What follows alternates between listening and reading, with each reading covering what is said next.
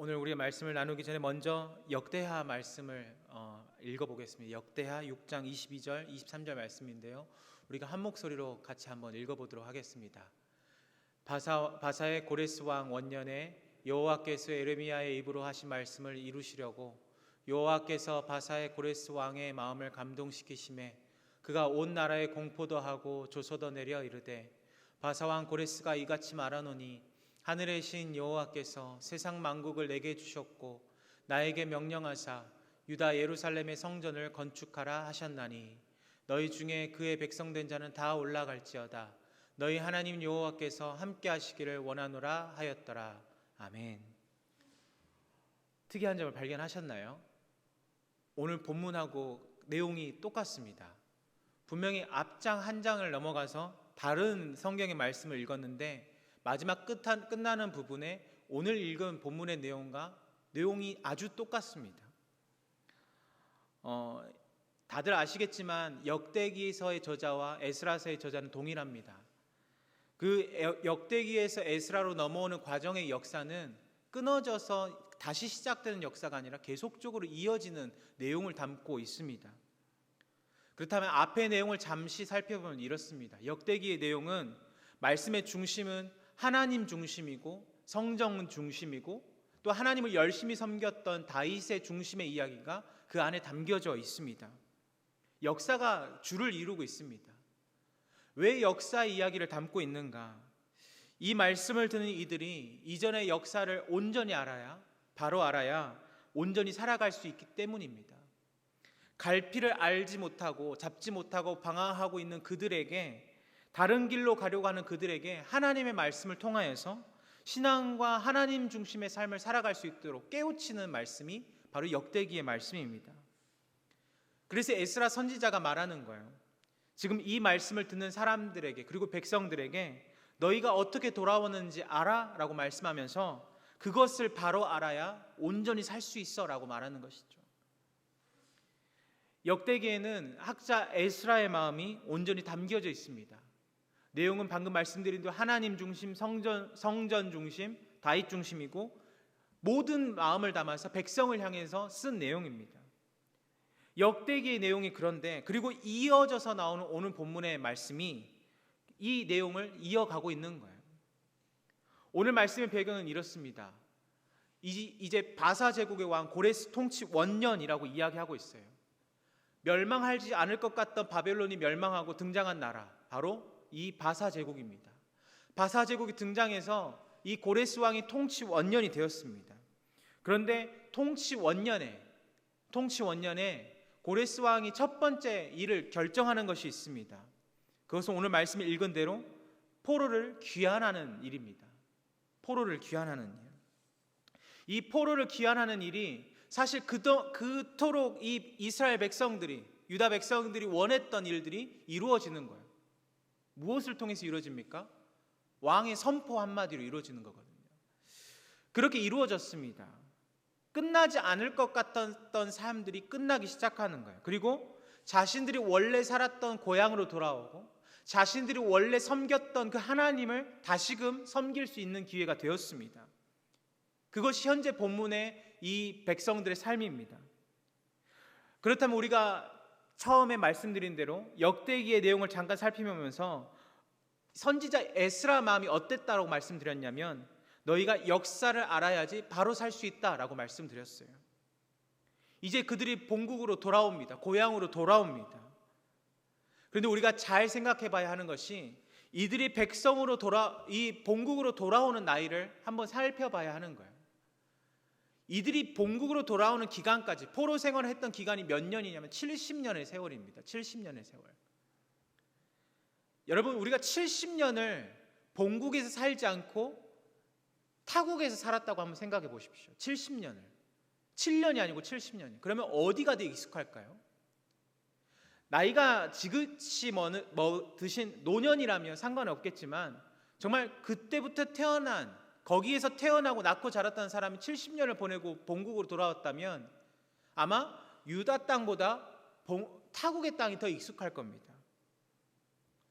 저는 운동 중에서 가장 좋아하는 운동이 야구입니다. 야구를 얼마나 좋아했는지 심지어 어깨를 수술할 정도로, 야구 선수가 아닌데 어깨를 수술할 정도로 야구를 너무나 좋아했습니다. 그렇게 제가 야구를 좋아할 때 언제부터 좋아했냐면 태어날 때부터 좋아했던 것 같아요. 저는 기아 타이거즈 팬이거든요.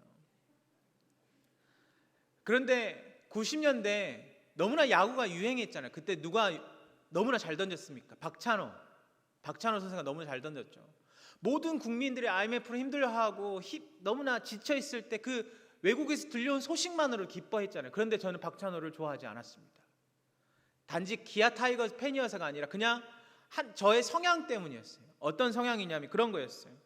자기가 미국에 간지 얼마나 됐다고 말할 때마다 이렇게 말하죠. 박찬호 선수가 이렇게 말하잖아요. 제가 하면서 말할 때마다 항상 이렇게 영어적인 습관이죠. 영어 그 말하는 습관을 표현하면서 이렇게 말하는 거예요. 근데 그게 너무나 듣기 싫은 거예요. 어린 나이에도. 제가 너무나 무지했던 거죠. 거기에 익숙한 삶을 살기 위해서 얼마나 무던히도 노력했는지 다큐멘터리나 여러 가지로 나와 있잖아요. 근데 제가 무지했어요. 그게 모습입니다. 4년, 5년만 있어도 그곳에서 삶이 더 익숙해져요. 저는 전라도에서 40년을 살고 여기서 지금 3개월째 살아가고 있습니다. 그 놀랍게도 여기 삶이 익숙해지기 시작해요. 그게 우리의 모습이거든요. 근데 생각해 보시면 70년을 살다가 돌아왔어요. 어디가 익숙할까요? 당연히 그 타국의 땅이 얼마나 익숙하겠습니까? 언어, 생활, 문화 모든 것이 본국의 모습을 갖고 있지 않아요. 타국의 모습을 갖고 있습니다. 그래서 이 에스라 선지자가 부탁하는 거죠. 무엇을요? 다시금 바벨론의 삶을 잊어버리고 포로의 생활에 있었던 삶의 문화 모든 것들 다 잊어버리고 하나님 중심, 성전 중심의 삶을 좀 살아봐라 라고 이야기하는 것, 바로 그 말씀입니다. 본국으로 돌아온 기쁨은 있었겠지만 그들에게는 완전히 잊혀진 것이 있었습니다. 바로 신앙의 모습이었고 바로 성전 중심에 살아갔던 삶의 문화가 다 잊혀져 가는 거예요. 하나님을 깊이 섬겼던 이전의 모습들이 다 잊어버리는 겁니다. 조상들의 삶을 잊어버리고 이제 완전히 새로운 문화가 자리 잡았어요. 그런 백성들에게 말하는 거예요. 선지자로서 너희 조상들의 삶이 어땠는지 알아? 너희가 살아간 삶은 이전에 성전이 무너졌던 삶이 아니라 이제는 새롭게 성전을 세워갈 삶이야. 이전의 삶과는 완전히 다른 삶이야 라고 말씀하고 있는 것입니다. 성전을 잃어버렸던 70년의 삶과 이제 성전을 세워갈 70년의 삶은 비교할 수 없는 삶인 거예요. 그들에게 역대기와 에스라에서 말씀은 어떻게 이런 일이 벌어졌는가, 어떻게 그들이 돌아오게 되었는가, 어떻게 삶을 살아가야 하는가라는 것을 끊임없이 보여주고 있는 것이죠. 바벨론을 통해서 이스라엘이라는 그 국가적인 원형은 이미 사라져버렸습니다. 국가는 이미 사라져버렸어요. 그런데 국가는 사라졌지만 유지되고 있는 것이 있었죠. 바로 민족입니다. 이 나라는 없어졌지만 이 민족성은 계속적으로 이어지고 있어요. 이스라엘 민족들은 한 명도 남김없이 흩어졌고 없어진 게 아닙니다. 여전히 있어요. 여전히 살아 있습니다. 이들에게 살아있고 보존되고 있는데 하나님의 그 역사, 하나님이 선택하신 그 선민들의 역사는 끊어지지 않고 계속적으로 이어지고 있는 것이죠. 그렇다면 우리가 여기서 질문을 한 가지 던져보길 원합니다. 무엇이냐면 왜 바사왕 고레스가 포로를 귀환시켰을까? 궁금하지 않으신가요? 다른 질문을 한번 던져볼게요. 우리가 강한 국가의 모습은 어떤 국가의 모습입니까? 강한 나라. 당연히 인구도 많고 재정도 풍부하고 땅도 넓고 무엇이든지 많으면 많을수록 좋은 것이 강한 국가의 모습입니다. 얼마 전에 뉴스에 참 한 가지 이슈가 됐던 것이 서울의 인구가 1000만이 무너졌다. 이것이 타이틀로 나오더라고요. 그 정도로 숫자가 줄어드는 것이 참 위험한 일일 수도 있습니다.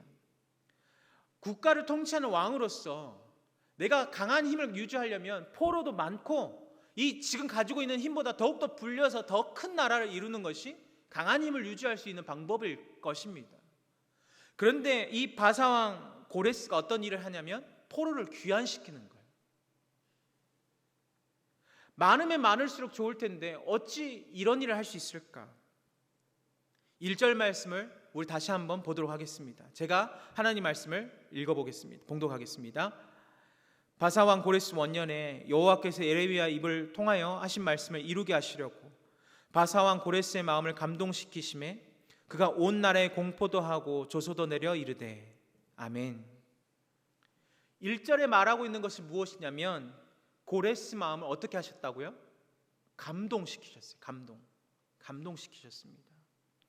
원래 이 9절에 관한 말씀을 살펴보면 누구에게 하셨던 말씀이었냐면 예레미야에게 하셨던 말씀이었습니다. 그리고 그 약속하신 시간이 몇 년이 걸렸냐면 70년의 시간이 걸리는 거죠. 70년의 시간. 근데 우리가 이것을 다 차치하고 무엇을 보길 원하냐면 하나님이 일하시는 방법을 좀 주목해서 보았으면 좋겠습니다.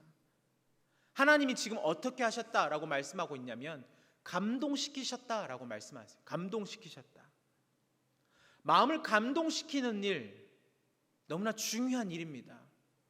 누군가를 감동시키는 일, 너무나 소중한 일입니다. 그런데 소중한 반면에 그것이 너무나 힘이 들어요.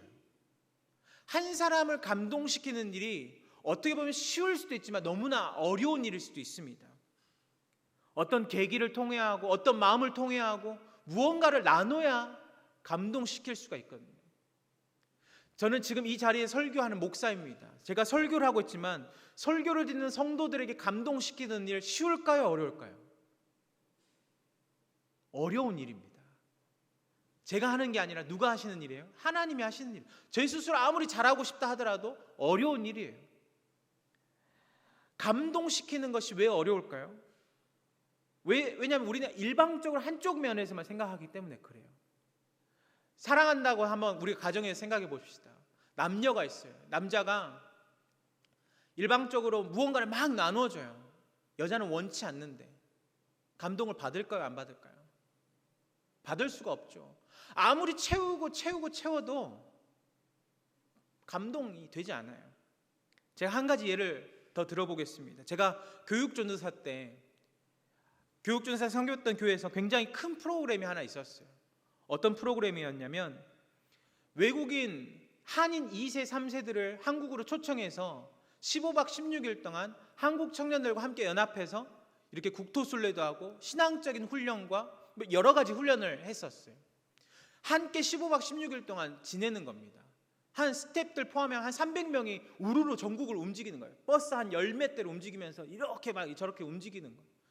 몇 번씩 스텝을 섬기다가 제가 한 몇 해 때 전체를 담당하게 되었습니다. 그리고 그 사람들이 올 첫날을 준비하면서 계획하는데 오자마자 준비된 첫 번째 프로그램이 무엇이었냐면 밥을 먹는 일이었어요. 밥을 먹는 일. 그 밥을 준비하면서 식단을 몇 월 달부터 짰냐면 8월 달에 오는데 3월 달부터 준비를 했습니다. 무엇을 먹을까요, 권사님? 무엇을 먹을까요, 집사님? 함께 고민하다 결국에 반찬을 3가지, 국 한 종류 이렇게 준비를 했습니다. 반찬은 이래요. 불고기 하나, 김치 하나, 김. 그리고 국은 무엇이 좋을까 하다가 빨간 거는 못 먹을 것 같고 그렇다고 너무 하얗면 너무나 불편할 것 같고 그래 미역국이 좋겠다는 미역국 이렇게 다 준비했습니다. 거기에는 외국인도 있고 한인 2세도 있고 한인 3세도 있고 한국을 한 번도 경험해보지 못한 이들도 있었습니다. 첫 번째 딱 도착을 했어요. 도착을 해서 첫날 마지막 첫 번째 식사를 딱 하는데 저희들이 너무나 준비한 대로 잘 먹는 거예요. 불고기는 달달하고 짭짤한 맛으로 먹고 김은 그 식감으로 먹고 김치는 너무나 익숙하니까 먹고 근데 아무리 둘러봐도 먹지 않는 게 있어요. 무엇을 먹지 않을까요? 미역국을 안 먹더라고요. 아무리 둘러봐도 한국 사람 빼고는 미역국을 먹지 않아요. 그나마 한인 2세들 부모님을 통해서 한식을 좀 접해봤던 이들을 제외하고는 아무도 먹지 않는 겁니다. 그 중에서 한국말이 조금 통하는 이하고 한번 이야기를 나눴어요. 왜 국을 먹지 않냐고. 왜 안 먹어? 그랬더니 아무 말도 하지 않는 거예요. 한국말 할 수 있는데. 그런데 가슴속에서 뭘 하나 딱 꺼내가지고 제 손에다가 쥐어줬습니다. 그건 껌이었거든요. 껌이었어요. 그래서 껌을 한번 먹어보래요. 그래서 딱 먹었습니다. 독일 껌이겠죠? 독일에서 왔으니까. 먹었는데 어떤 맛이 들까요? 제가 태어나서 모래는 한번 씹어 먹어봤거든요. 모래는. 근데 한 번도 먹어보지 않았지만 맛을 표현해 보자면 이런 맛이었어요. 약간 시멘트를 먹는 느낌이었어요. 놀라운 맛이었습니다. 약간 회색 빛깔이 나는 그런 맛이었어요. 먹으면 먹을수록 달달하고 뭔가 입이 개운해지는 것이 아니라 계속 텁텁해지는 거예요. 그러면서 그 독일 청년이 저한테 이렇게 말해요. 지금 미역국이 그 맛이라고. 그 흐물흐물 거리는 맛 때문에 제가 못 먹겠다는 거예요. 우린 정성껏 준비했어요. 이거 하면 감동받겠지? 이렇게 준비하면 되겠지? 했는데 그 미역국 때문에 다른 건 손을 대지 않더라는 거예요. 우리가 아무리 준비하고 또 준비해도 한 사람을 감동시키는 일이 너무나 어렵습니다. 그런데 무엇 하나로 감동시키겠다? 물론 하나로 통할 수도 있어요. 어떤 계기 하나로 통할 수도 있겠지만 정말 모든 것이 통해야 감동시키는 일이 가능합니다. 마음을 감동시키는 일. 지금 마음을 감동시키는 일에 대해서 살펴보고 있는데 단어적인 의미도 중요하겠지만 누군가를 감동시키는 일을 우리가 주목해 봐야 합니다. 왜냐하면 이 일이 바로 하나님이 일하시는 방법이기 때문입니다. 하나님이 한 사람을 감동시키시고 마음을 움직이시고 결과적으로 민족을 움직이고 회복시키시는 일이 바로 오늘 성경 말씀에 나타나 있어요. 하나님의 일을 좀 주목해 보세요. 그냥 고레스 한 사람 마음을 감동시키셔서 민족 전체를 이동시키시잖아요. 거기서 깨닫는 것이 있습니다. 옛적에 사역을 하면서 신앙의 소신이 굉장히 강하신 분과 사역한 적이 있어요. 그분 항상 이야기할 때 이렇게 말씀하시면 하나님이 나에게 말씀하셔서 하나님이 나에게 말씀하셨고 하나님이 나에게 말씀하셔서 말 시작과 끝마다 이렇게 말씀하시는 거예요. 그리고 나서 항상 사역을 같이 하는데 어떤 결과가 일어나냐면 이런 거예요. 지극히 개인적인 일로 옮겨져 가더라는 거예요. 분명히 하나님이 말씀하셨고 하나님이 나에게 이렇게 이끄셨는데 그분을 통해서 하시는 사역마다 다 지극히 개인적인 일들로 변모되어 가는 거예요. 오늘 하나님의 말씀 한번 주목해서 보세요. 하나님의 결과가 어떤 결과를 나타내고 있습니까? 한 사람의 마음을 감동시키시고 한 사람에게 말씀을 하셨는데 움직이는 것은 무엇이냐면 민족을 움직이시는 거예요. 이렇게 결론 낼 수가 있습니다. 무엇입니까? 하나님이 하시는 일은 공동체로 움직이시는 거예요. 한 사람에게 마음을 감동을 주셨다면 그 결과는 무엇으로 나타나는 겁니까? 바로 우리 대강 공동체를 통해 나타나게 될 줄 믿습니다. 그것이 하나님이 일하시는 방법이에요. 우리가 여러 가지 애를 씁니다. 성경 필사, 성경 통독, 또 줌으로 통한 구역 모임. 이 한 사람의 마음을 움직이실 때 결과론적으로는 하나님께서 우리 대강 공동체를 움직이시는 거예요. 그것이 하나님이 원하시는 감동시키시는 일입니다. 그런데 우리가 더 주목해 봐야 할 것은 이런 거예요. 우리가 믿음을 소유하고 있기 때문에 고레스가 하나님의 마음에 감동되었다. 고레스가 하나님의 마음에 감동되었다. 이것이 이해가 됩니다. 그렇죠? 하나님이 하시는 일이니까 분명히 하실 수 있어. 하나님이니까 가능한 일이지. 생각할 수 있습니다. 그런데 생각해 보세요. 지금 모든 상황을 우리가 고려해 보면 믿음의 문제를 떠나서 우리가 모든 상황을 한번 떠올려 보셨으면 좋겠습니다. 지금 이 나라는 이스라엘이 아니라 바사 제국이에요. 페르시아. 엄청난 제국입니다. 지금 마치 미국과 같은 나라입니다. 국가적으로 미치는 영향력은 상상을 불가합니다. 그런데 통치 원년에 국가적인 자존심이나 계획이 다 있을 텐데 이방신에게 감동을 주셔서 이방신이 감동을 주셔서 마음을 움직였다. 이걸 백성들이 들었다고 한번 생각해 보십시오. 믿음을 소유하고 있는 그들 말고 다른 이들, 이방 사람들, 이방신이 고레스 왕에게 감동을 주셔서 이 사람을 돌려보낸대요. 어떻게 들리신가요? 내가 이방 나라라면 어떻게 들릴까요? 얼마나 우리나라 신이 힘이 없다면, 얼마나 우리나라 왕이 줏대가 없다면 흔들리는가라고 생각하지 않을까요? 역사적 사실은 이렇습니다. 고레스 왕이 귀국 명령을 내리는 것은, 포로 귀환을 내리는 것은 이스라엘, 유다 땅만 있는 것이 아닙니다. 이스라엘도 그랬고 바벨론으로 잡혀온 포로들, 그 아수르가 잡아왔던 포로들 모두 다 돌려보내는 거예요. 1절 후반절에 뭐라고 이야기하냐면 온 나라에 공포했다라고 이야기하잖아요. 온 나라입니다. 온 나라, 잡혀온 모든 나라에 공포했어요. 그렇다면 여기서 우리는 한 가지 의문이 가질 수 있습니다. 지금 하나님이 감동시켜서 백성들을 귀환시키시는 이 일이 과연 하나님이 하시는 일일까? 과연 이 하나님이 감동시키는 일이 하나님이 하셨을까? 2절 말씀을 제가 읽어보겠습니다. 2절 말씀입니다. 바사왕 고레스는 말하노니 하늘의 하나님 여호와께서 세상 모든 나라를 내게 주셨고 나에게 명령하사 유다 예루살렘의 성전을 건축하라 하셨나니. 고레스 왕이 말하고 있어요. 하늘의 하나님 여호와께서 세상 모든 나라를 내게 주셨고 나에게 명령하셨다. 지금 고레스가 말하는 하늘의 하나님은 우리가 믿는 참된 하나님일까요? 아닐까요? 여기는 두 가지 설이 있습니다. 첫 번째는 하나님의 강권적인 역사였다라고 말하는 반면에 이 하늘의 하나님은 실제로 그들의 신앙관에서, 이방 나라의 신앙관에서 나왔던 말씀이다라는 설이 있습니다. 근데 두 가지 설이 있는데 여기서 중요한 것은 어느 쪽이냐가 중요하잖아요. 3절 말씀을 우리가 같이 한번 읽어보도록 하겠습니다. 3절 말씀입니다. 함께 읽겠습니다. 이스라엘의 하나님은 참 신이시라. 너희 중에 그의 백성된 자는 다 유다 예루살렘으로 올라가서 이스라엘의 하나님 여호와의 성전을 건축하라. 그는 예루살렘에 계신 하나님이시라. 아멘. 고레스가 선포하는 말은 무엇입니까? 이스라엘의 하나님은 참된 신이시다라고 이야기하는 거예요. 참된 신이시다. 여기서 진짜 의문이 무엇입니까? 어떻게 고레스가 하나님을 참된 신이라고 고백할 수 있었을까요? 제가 예전에 수요 예배 때 한번 다니엘서 말씀을 나눈 적이 있습니다.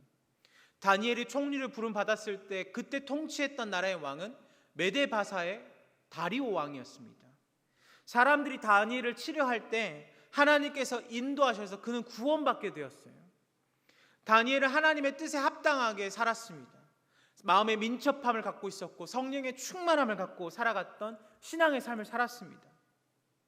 결국에 사람들의 어떠한 계략에도 불구하고 그는 하나님의 뜻대로 하나님의 인도하심으로 살 수 있게 되었죠.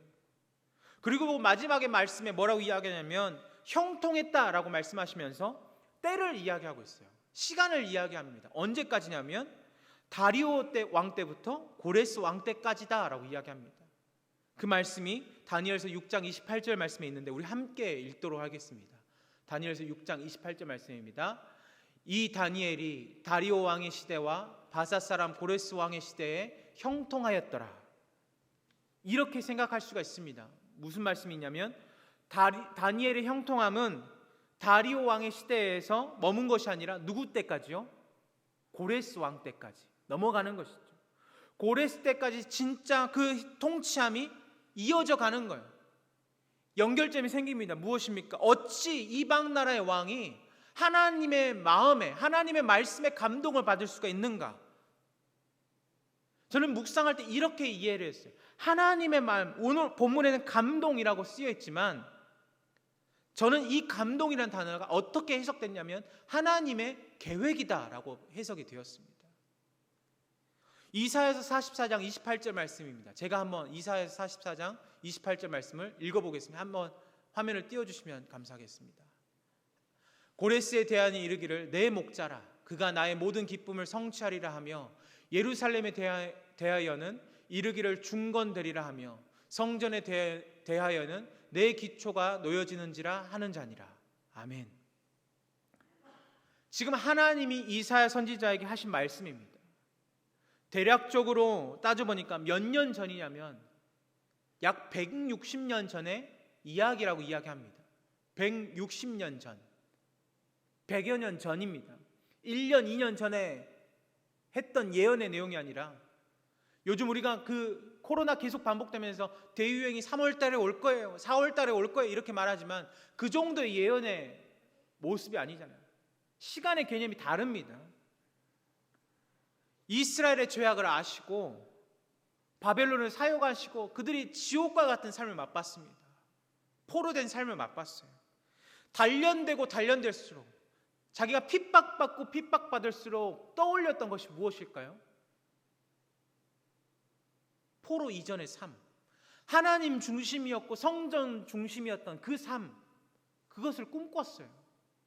내가 그 땅으로 돌아가기만 한다면, 내가 살았던 그 땅으로 돌아가기만 한다면 그것을 꿈꿨어요. 바벨론이 망하고 다리오 왕 때 그들은 또 다른 통치 국가를 맛봤습니다. 결국에는 하나님이 이전에 예언하셨던 그 인물, 누구요? 고레스를 통하여서 이스라엘 백성들을 귀환시키는 거예요. 감동시키셔서. 한 사람을 감동시켜서 귀환시키는 거예요. 이렇게 해석할 수가 있죠. 감동, 그것은 무엇이라고요? 하나님의 계획입니다. 하나님의 계획이셨어요. 사랑하는 성도 여러분, 우리는 확신하게 되기를 소망합니다. 하나님의 일, 하나님의 방법, 하나님의 역사, 우리가 알지도 못하는 시점에 알지도 못하는 방법으로 지금 이 순간에도 역사하고 계시고 있다는 사실을 우리는 기억하시기를 소망합니다. 지금 이스라엘의 백성들에게 지금까지 살아오면서 선조들에게 들었던 말씀 가운데 가장 큰 은혜의 추억은 무엇일까요? 아마도 출애굽 사건일 것입니다. 하나님의 놀라운 역사를 맛봤거든요. 출애굽 때 인도하셨던 그 하나님의 역사를 기록으로 받고 선조들을 통해서 전해 들었을 것입니다. 하나님의 역사는 구름 기둥과 불 기둥으로 인도하셨고 만나와 메추라기로 먹이셨고 끊임없이 갈라질 것 같지 않았던 바다를 가르셨어요. 불가능할 때마다 더 불가능한 일들로 하나님께서는 일을 행하셨습니다. 지금 포로된 삶에서 다시 귀환하는 그 백성들에게 지금 그들이 경험하는 역사는 바로 출애굽을 경험한 이들의 삶과 동일한 거예요. 너희 선조들을 통해서 들었던 그 출애굽의 삶은 끝난 역사가 아니라 지금 이 순간에도 제2의 출애굽으로 이어지는 것이다. 무엇을 말하길 원합니까? 하나님의 역사, 그 하나님의 계획은 멈춘 것이 아니라 포로로 잡혀왔다 할지라도 그것이 끝난 것이 아니라 이어지고 있다는 사실입니다. 사랑하는 성도 여러분, 이제 이 백성들은 성전을 재건하고 성전을 귀환하고 재건할 것입니다. 이전에 살아왔던 삶을 회복하기 위해서 무던히도 노력할 것입니다. 이것이 어떤 계기로, 어떤 노력으로 된 것이 아니라 하나님의 일방적인 통치로 되었다는 사실이에요. 그리고 이들은 성전을 회복하기 위해 힘을 쓰죠. 오늘 우리에게도 질문을 던져봅니다. 무엇이냐면 우리의 모습은 어떤가라는 거예요. 우리도 이렇게 나눌 수가 있잖아요. 우리가 끊임없이 이야기하는 코로나 이전과 이후로 삶을 나누고 결국 이전의 삶은 이랬는데 이후의 삶은 지금 이래요 라면서 결국에는 우리의 모습들을 돌아봅니다. 청년부에서도 이야기했고 유희 목사님을 통해서 말씀하셨던 그런 거예요. 청년들이 제 믿음이 이렇게 연약한 줄 몰랐다라고 이야기하잖아요. 쉽지 않은 삶입니다. 예배를 드리는 것도 가정을 이루는 것도 무언가를 해내가는 삶이 너무나 어렵습니다. 끊임없이 반복되는 것이 정말 우리 마음을 충만하게 하고 기쁘게 하고 만족스럽게 하는 것이 아니라 힘들고 어렵고 무언가를 노력해서 해야만이 얻을 수 있는 삶이 되어버렸습니다. 어떤 기대를 잘 못하는 거죠. 지금은 그리고 앞으로 이제는요. 근데 우리가 반드시 오늘 말씀을 기억하셨으면 좋겠습니다. 하나님이 우리에게 무엇을 주셨냐면 하나님이 우리에게 하나님의 은혜, 감동을 주신 줄 믿습니다. 감동을 주셨어요. 그 어떤 감동이냐면 하나님의 계획대로 하나님의 방법대로 이끌어 가시겠다는 그 감동이에요. 그냥 단순하게 그냥 멈춰서서 하나님이 하시겠지라는 일을 하나님이 무던히도 우리를 향해서 일하시겠다라고 말씀하시는 거예요. 우리는 어떻게 하면 됩니까? 하나님 말씀하실 때 속도를 내려면 속도를 내고, 늦추려면 좀 멈춰서서 기다리고, 그 하나님의 방법과 하나님의 속도에 맞게 하나님의 계획하신 대로 움직이면서 우리는 살아가야 할 줄 믿습니다. 예배가 어떤 것입니까? 하나님이 역사하시고 하나님이 일하시는 모습입니다.